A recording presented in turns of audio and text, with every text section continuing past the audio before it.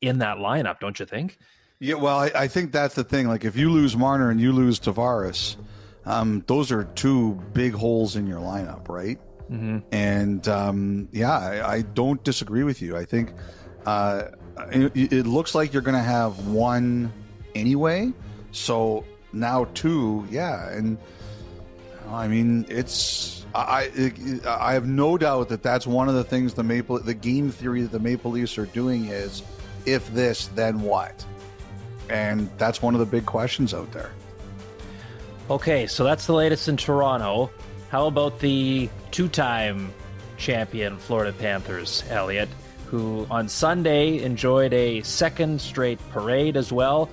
Not as much rain this time for the reigning champions, but they were making it rain. Oh my goodness! With anything they could get their hands on. I don't know. Like I was watching Sam Reinhart this week. I'm wondering if he's going to be able to play in October. Like, like when is that guy going to finally dry out? So were you a Motley Crue guy at all? I know you're really young, but did you ever? I mean, I'm familiar with their music growing up. I never saw them live or anything like that. Yeah.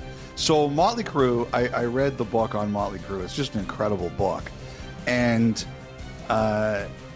so there's a famous poster of them in a bathtub.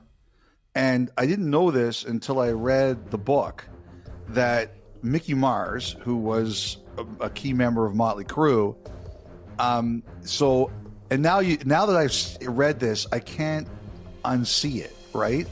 So in that poster, it turns out that he was in such bad shape that day that they put glasses on him and they leaned him up against the bathroom wall so that they could take the picture of him so he could be in the poster.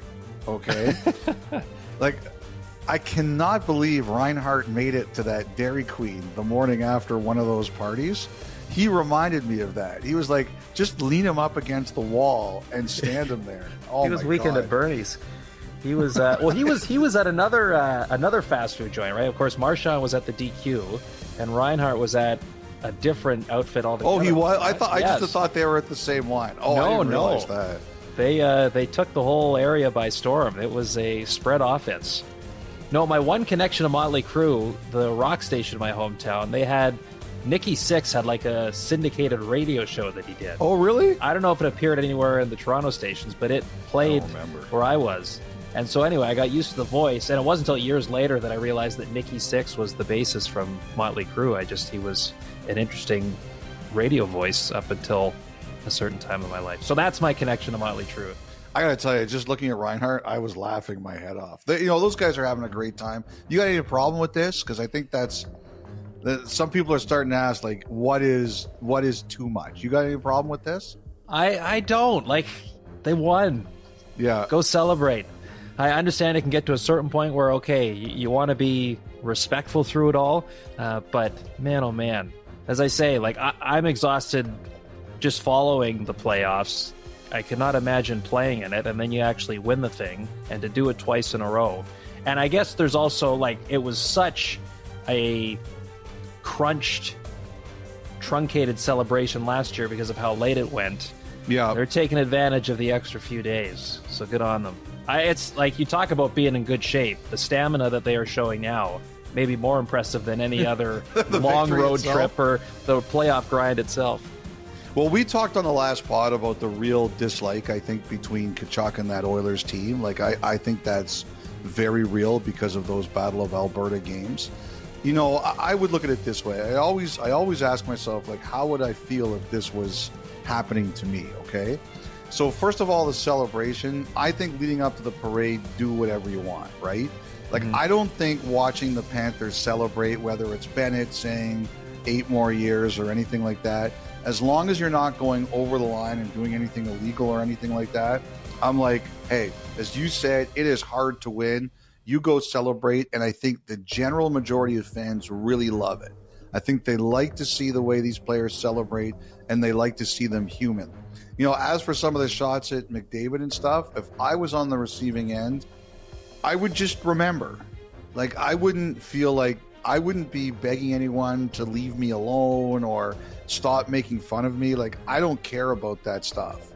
But I would be like, if it takes me 1 year or 20 years, it's like Russell Crowe in Gladiator. I will have my revenge in this life or the next, right? Yeah, very good.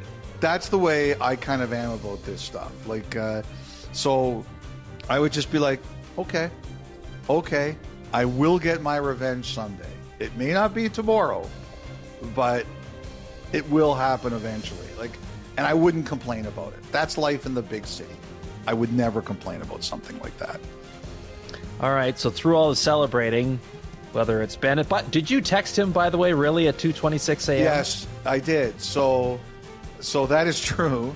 I don't normally do things like this, right? But when he did that, like, I was up writing. I had a blog that came out the next morning, so I was actually up when that happened. But I wasn't looking at social, and all of a sudden, like, I had all of a sudden I had a ton of notifications, and I was like, what is going on here? Like, what do I have all these notifications all of a sudden? And I thank all of the great hockey fans out there who were watching online, saw the celebration, and tagged me with it and said, is this true? Is this real? And so I was like, you know what? Like, if this is real, it's a big story. And I have a number for Bennett. And I know it has worked before, but I haven't used it in a long time. And so I texted it at 2:26 a.m. And I'm like, if this is not his number, then I might have just woke someone up. I'll say this, Kyle, I have not received a reply. Okay. So it's possible it's still his number. Like, I figured usually if a player's changed his number or someone's changed their number, I get a note from the person saying, oh, you better change it. Like, this is not the correct number anymore. And I've had people say to me, like I had one person who said, I like, you really, Elliotte Friedman? Can you take a picture of yourself? And because my friends think that you're pranking me. And I'm like, no, this is really me. This used to be an NHL player's number. And the person said to me, really? Like, whose number was this? I don't have the text anymore, so I don't know who it was. But I told him this was a while ago, and I told him what player it was. He's like, that's awesome. I now have X's former number, right? So yeah. It was just, but I haven't received a number. But, you know, hey, like, at that, like, that's a big story. You know, if you're up, and hey, I know he's awake. I don't know if he's going to answer any text, but I know he's awake. But I didn't get an answer. So, but what's that? My thing was, if you did get a response back,